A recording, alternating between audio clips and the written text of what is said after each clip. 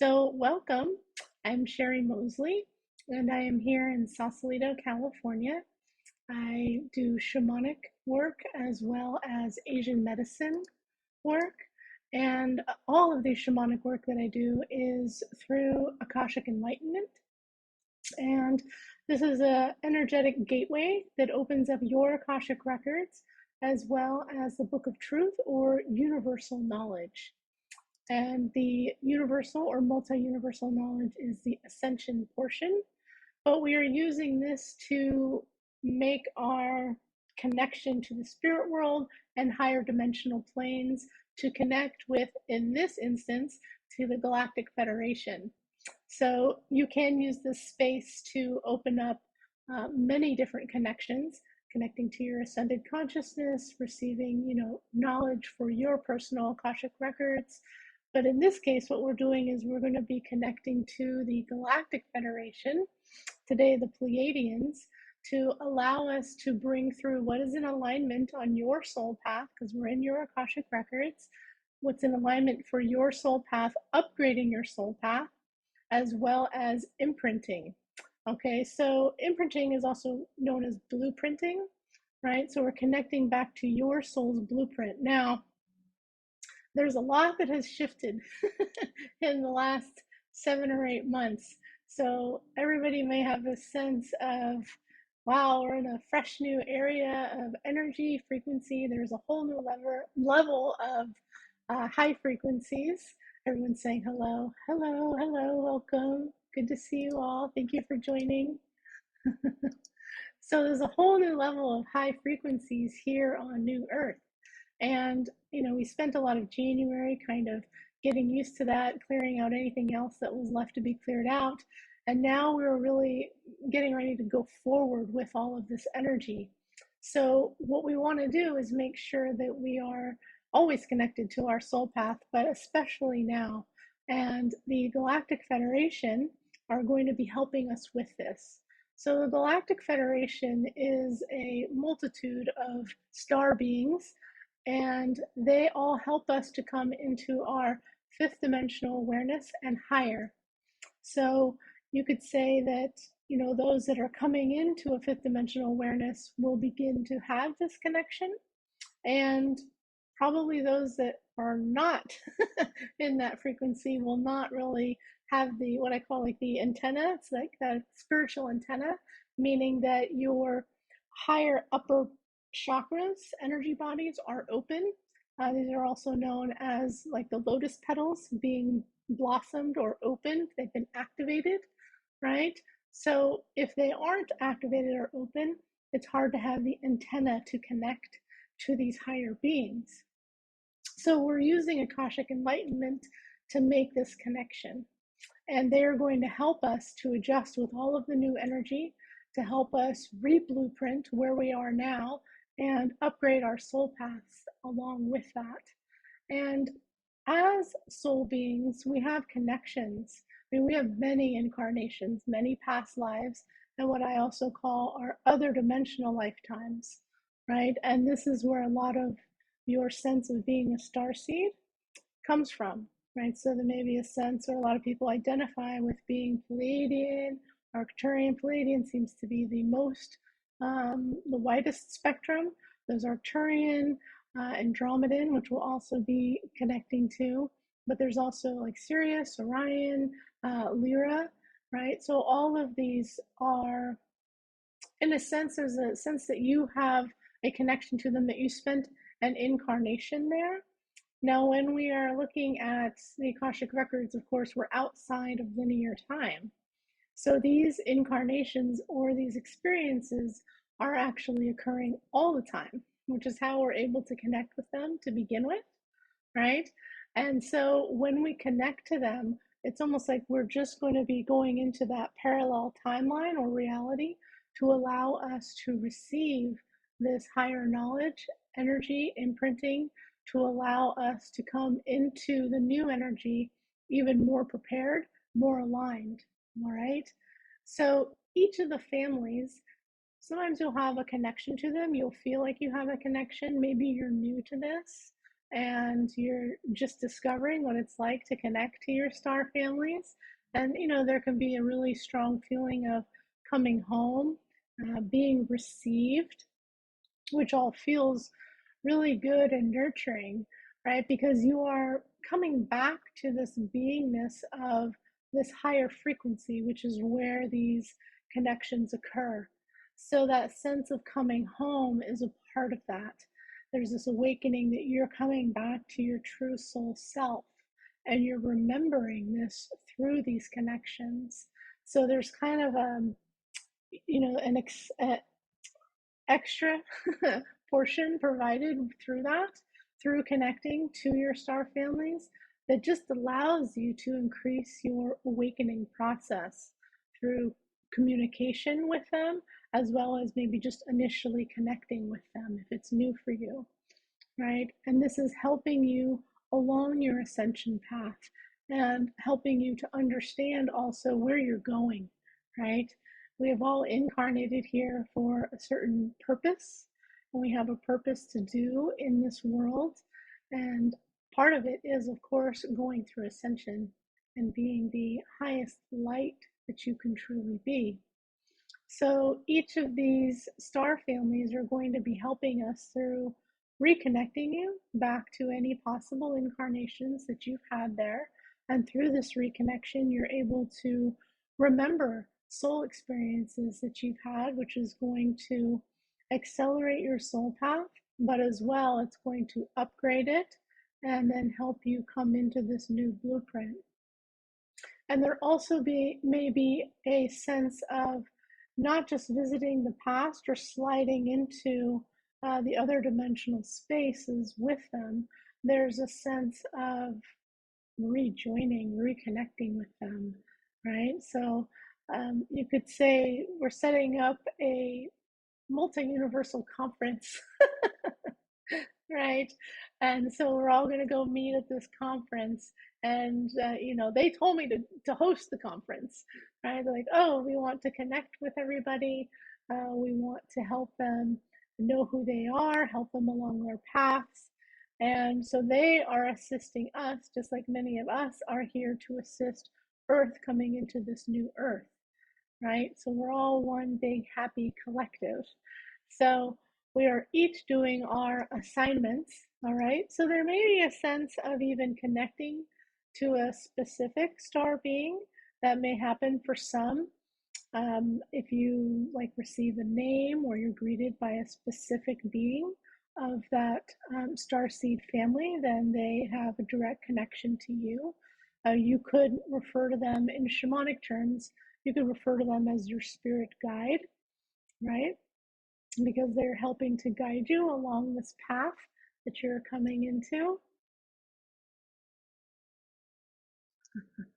And people are making jokes already. um, so, so they're going to be part of your collective family, all right? And this can be an emotional process. So you may have a lot of emotions that come up, just depending on how new this is for you or how familiar it is. But even if you're, I cry at these events very often too.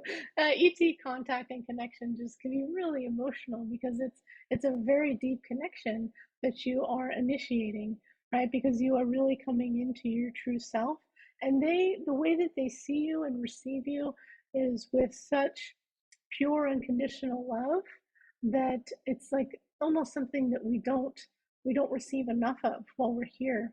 And to have a being connect with us on that level is, it's almost like it's a spiritual experience, right? And so we have those emotions through that connection. So if that happens for you, don't worry. It's part of the ET contact experience. Other things that can happen is either getting hot or cold, which we've experienced actually in many of the transmissions. But with ET contact, it is very familiar or part of the process. Not that it has to happen, but it's expected or not unusual at all. Heat can usually happen where you feel hot in the body, or the room or the space that you're in can feel hot. So we've experienced that in the contact sessions that we've done up in Mount Shasta. All right. And the other thing that can happen is a sense of feeling cold. So feeling really cold in the body, or the room temperature feeling like it's getting cold. Just know that the sense will pass when the transmission is done and kind of more integrated. So nothing to worry about there. If you get too chilly, and just grab a blanket and keep cozy. Um, some people fall asleep during these transmissions, which is totally fine. That's okay. It just means that you are going into a deeper place to process all of the energies and receive them. Some people can get restless.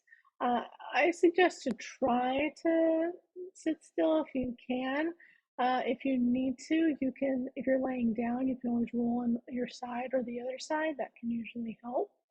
But we want to try to keep the arms and legs uncrossed so that the meridian channels are open to move the energy through the body. Okay. So with these transmissions, we're connecting to different families, right? And so each of the families is definitely going to have a different presence. Okay. And, you know, a lot of people ask me, how do I know? Or, you know, sometimes I take for granted the experience I'm having. I try to describe everything to you, but it's almost like a sense of, you know, if different people walked up to you in the grocery store, you know, they have a different presence about them, right? Especially if maybe they come from another country, right? Where their consciousness is from the culture that they're in is going to carry a different resonance, okay? Unless you are very compatible with that resonance already. It kind of, you know, I don't know, I live in a melting pot here in the San Francisco Bay Area, so we have a lot of mixed cultures, right? But if you took someone from like Iceland and put them in Georgia, or, you know, somewhere in the South of the United States, you know, there's a big contrast there, right? To very isolated kind of communities, and they have their own kind of ways and cultures.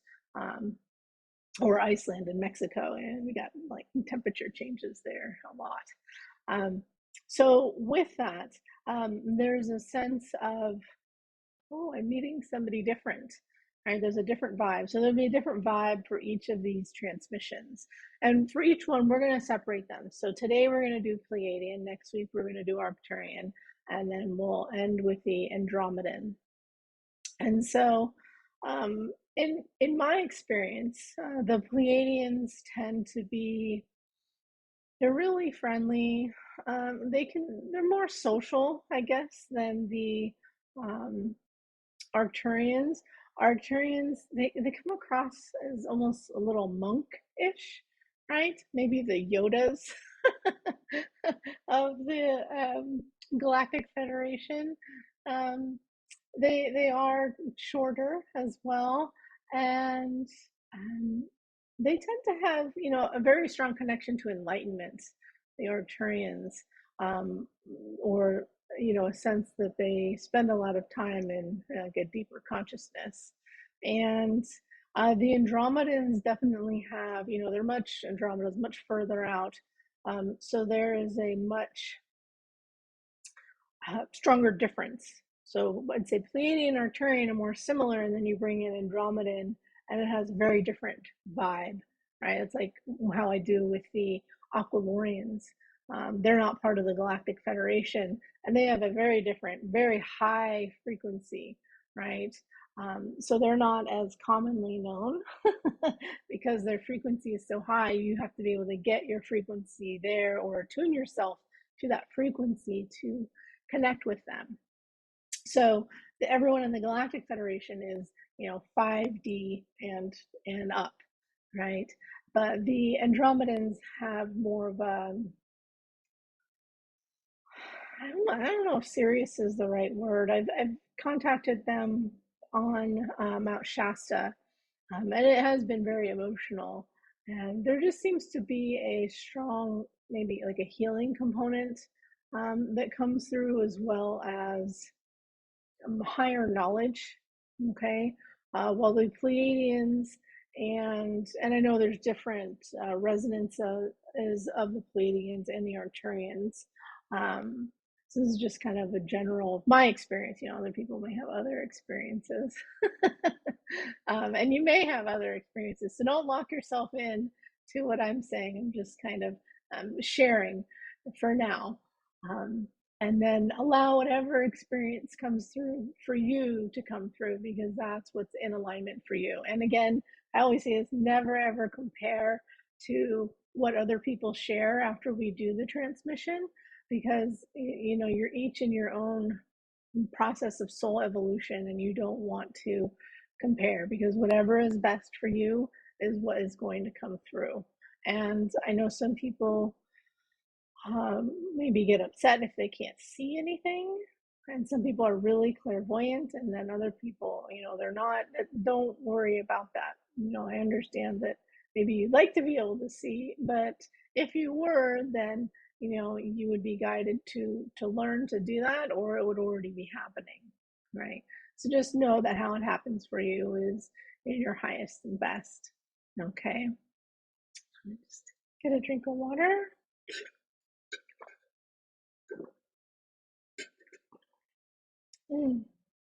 So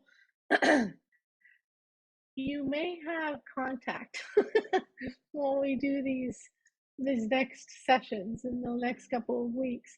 So last night I definitely felt like there was a bit of a party in my apartment. So when you participate in these events, you have more or less signed a contract or an agreement to work with them. And it's not just going to happen in these sessions, okay? These are, we're just setting the space and the intention to do this work. So you may get visited in your sleep or in the evening, not in a scary way. If some of you are new to this and maybe a little nervous, right? Or you can be really excited about it. Just don't have too many expectations. I'm just saying, if things occur, this is not uncommon. Okay, so I will, or yeah. So last night I definitely felt, I don't know, the Arcturians were running around, Pleiadians were there. There may have even been a mantis being. So mantis will usually show up as the coordinator when we do these ET contact sessions. They're the ones that are in charge of, okay, you guys are doing this, Pleiadians do this, Arcturians do this, and they usually connect to your personal spirit guides, or in this case to my spirit guide, since I'm hosting this transmission. But if they come in to your own personal space, they can be that coordinator for that connection. They have a little bit more of a seriousness to them, but they do also very advanced healing work as well. But yeah, last night they just seemed to show up. They were kind of keeping me awake, and I told them to leave me alone because I really wanted to get some sleep so that I could do the event. But yeah, it was for maybe about an hour. I actually thought that there may have been an earthquake, but that may have just been, processing whatever energy they were tuning me to for these, or seeding me with for these. So if they're, waking you up at all, you can always tell them, can you do this and let me sleep? That's always my intention. I'm happy and compliant with receiving whatever is in my highest and best that I need to while I'm sleeping, but please, if you can, do it so that I can stay asleep. That's always my request, right? And then I also call in, the spirit guides and the angelics to help assist with whatever is going on. So, yeah, big party for getting ready for today. So, I think that brings us to the time to do our transmission here. So these transmissions, these are actually going to be a little bit more advanced, a little bit more like a healing. So if you can, I'd suggest to lay down just to help you to relax more, whether you're on the floor next to the computer or your phone or on the couch, doesn't really matter. You just want to be able to relax, because if you do fall asleep or go into that deeper state, you want to allow yourself to do that. Okay, and you may feel them physically working on you or around you as well. That can also happen. Okay, so you just want to be able to relax as much as you can into that experience. Okay, so um, yeah, you guys can go ahead and start, I guess, getting comfortable